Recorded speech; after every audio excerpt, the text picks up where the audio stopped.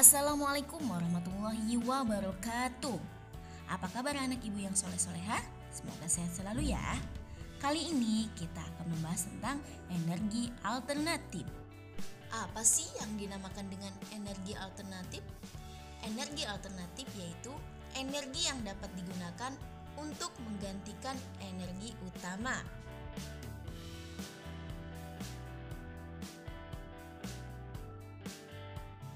Yang pertama, kita akan membahas energi alternatif dari panas bumi.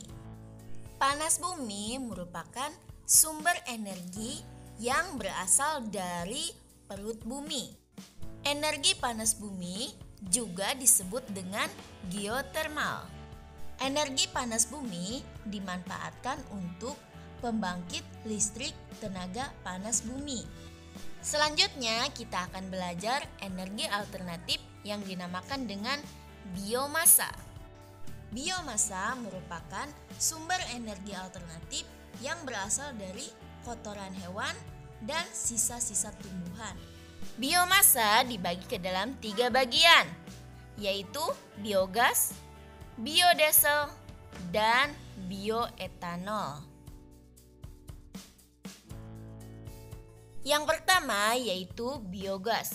Biogas adalah bahan bakar bio yang berasal dari sampah organik, yaitu kotoran hewan atau sampah tumbuh. Sampah organik ditampung ke dalam bak penampung yang tidak memiliki unsur oksigen. Sampah organik terfermentasi menghasilkan gas metana.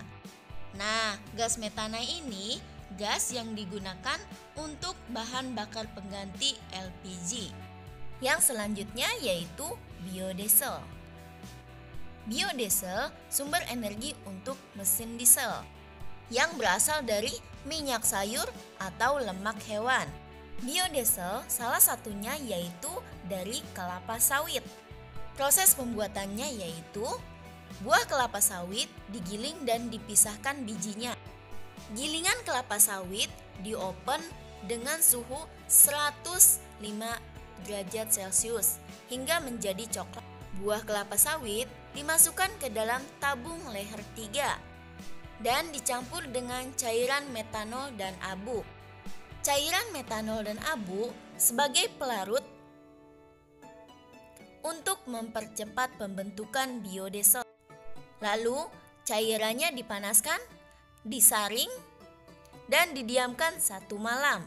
Setelah itu, cairan ini menghasilkan 2 bagian, yaitu biodiesel dan gliserol. Cairan biodiesel siap digunakan untuk bahan bakar mobil. Selanjutnya yaitu bioetanol. Bioetanol ini berasal dari bahan dasar biji jagung. Biji jagung digiling dan difermentasi selama 7 hari. Setelah itu, ampas jagung dan cairan jagung dipisahkan. Setelah itu, cairan jagung dimasukkan ke dalam tabung destilasi atau penyulingan. Dipanaskan sehingga menghasilkan etanol. Etanol dari biji jagung siap digunakan untuk bahan bakar pengganti bensin yang dinamakan dengan bioetanol. Energi alternatif yang selanjutnya yaitu angin. Gerakan udara karena adanya perbedaan tekanan. Energi angin dapat menghasilkan energi listrik dengan bantuan alat yang namanya kincir angin atau baling-baling besar.